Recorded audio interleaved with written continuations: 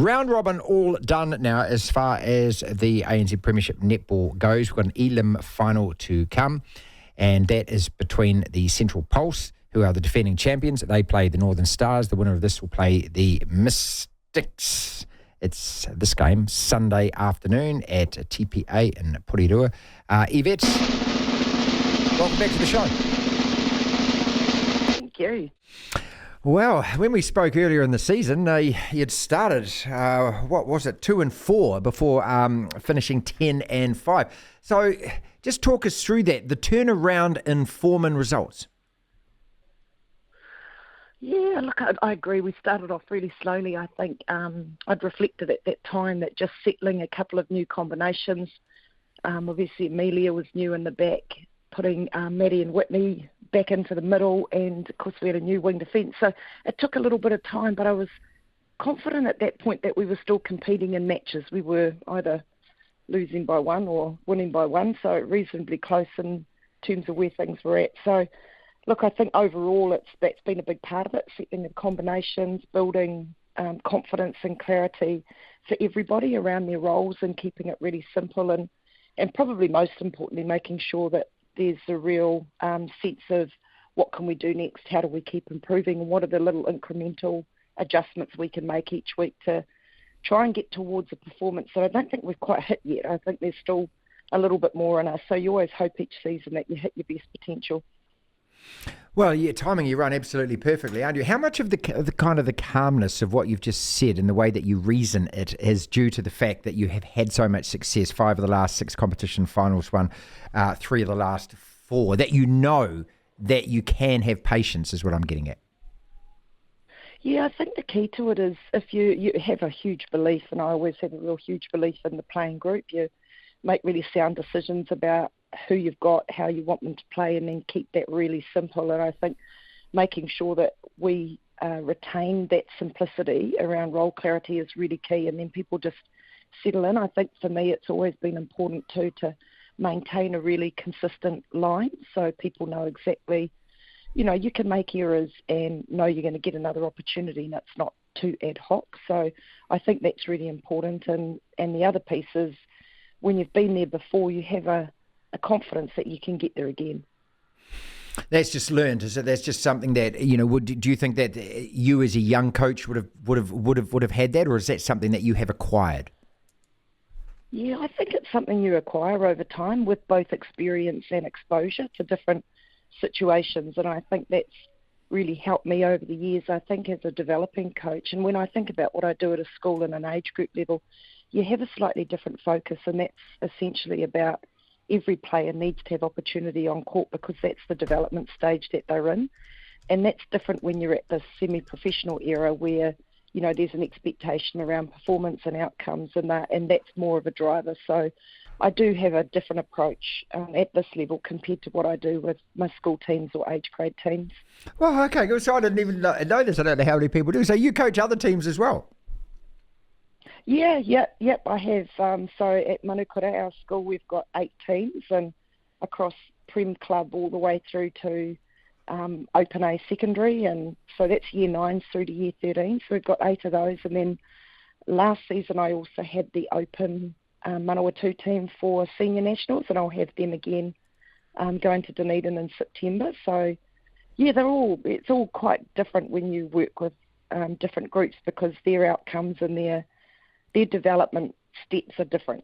So, I think that's part of this whole piece around spectators and coaches who coach at that level is it isn't ANZ and it isn't Silver Ferns. And really at the end of the day, winning a local competition is awesome, but actually the biggest win is about how many people you can grow and keep in the game and keep seeing them playing going forward, and they need time to get exposure and confidence. So, yeah, a slightly different approach. Doesn't mean winning's still not important, but it takes a just slightly lesser rung on the ladder. What does it do for you coaching those teams? I mean, it sounds as though you absolutely love it. Yeah, look, I really enjoy it, and I'll end loving this. I just love the opportunity to, one, be a part of a team when you can't play any longer and do the things that everybody else does out there. It's still nice to be part of a team, and I like the ability to bring a group together around, shared purposes, and within that, an environment where they're really working hard to be good individuals, but they're adding to the collective. And I think that's sometimes a harder thing to do in a team space where, everything's about doing what's right for the team, but you've got to have individual goals for people as well so that they can feel their own sense of progress within a season. So I think that's all, really important. I love seeing the enjoyment on their face, the competitiveness, the frustration, and sometimes the disappointment, and that's all part of, life skills that you learn along the way.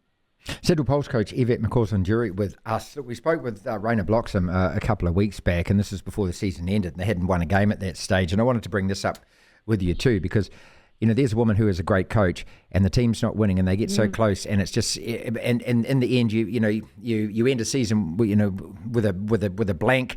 There's obviously an enormous sense of failure, but at the same time, that's a really good coach that you're looking at.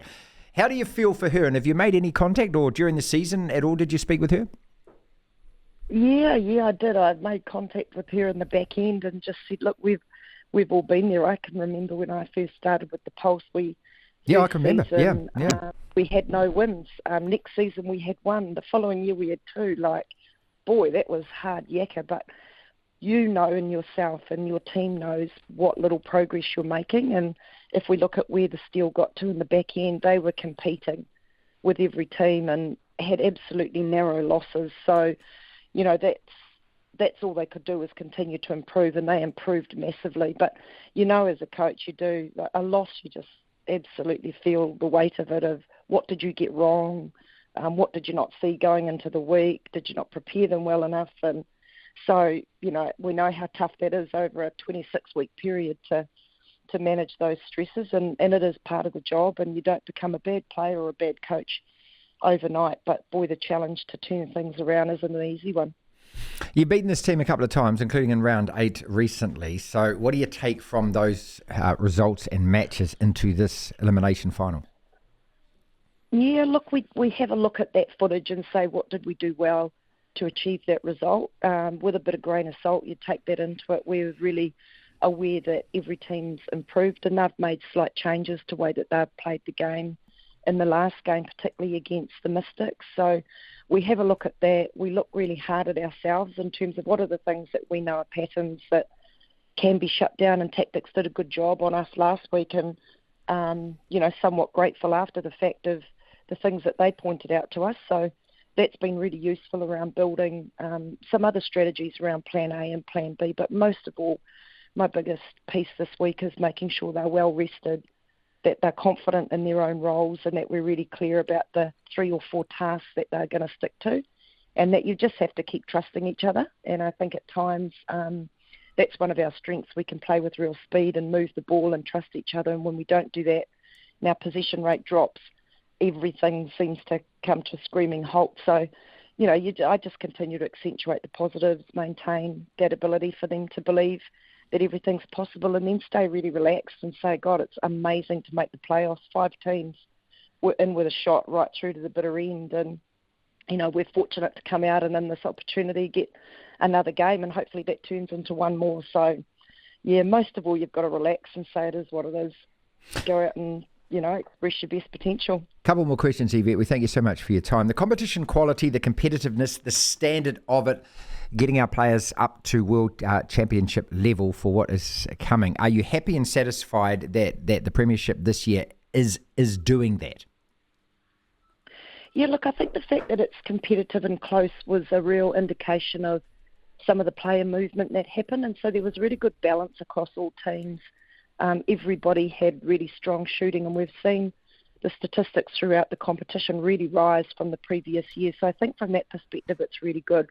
I think there's always this competition compared to a tournament environment in the World Cup isn't the same, and so that ability to continue to develop opportunities where they can be exposed to a back-to-back type situation. I think we've done that in some ways in a compacted season, but I think every player has worked incredibly hard to put their hand up, and I know that selectors will be really scratching their heads around some of that finer detail, and it's going to be a really strong team that heads over there, and I think a really prepared team, plus they've got a 6-week window to do an additional bracket of learning and consolidation before they head away. So I think it's done its job. It's never the full answer. When you take a team to a tournament, you wish you had been the whole time, but that's also not a reality. So look, we hope they do well.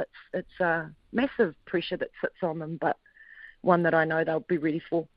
And finally, playing at TRA this Sunday, I know that there are bigger venues and things, but there's something about that. I love the spiritual home of it, because I know that, being a Wellington lad, I know that, going through those years where the first win that the Pulse had came at Te Rauparaha Arena. So there, and the crowd it's raucous. It's right next to you while you're playing as well, isn't it? Yeah, that's right. It's got a really neat atmosphere, and as you say, I can remember our first win out there against the previous champions, which was the New South Wales Swifts, and the Wellington crowds are amazing. It doesn't matter what happens and where we're at, they stay loyal, they stay enthusiastic, and I think they're really positive about performance from both teams. So can't wait to get to Te Rauparaha, and I know the Porirua community and the Wellington community have been racing to try and get tickets, given it's a smaller venue. So we're expecting a sellout crowd. I think there was, as I checked yesterday, about 100 tickets left to sell for a sellout. Brilliant. That's pretty cool. Yeah. All the very best, and thank you so much for giving us so much time again. Ngā mihi. Kia ora.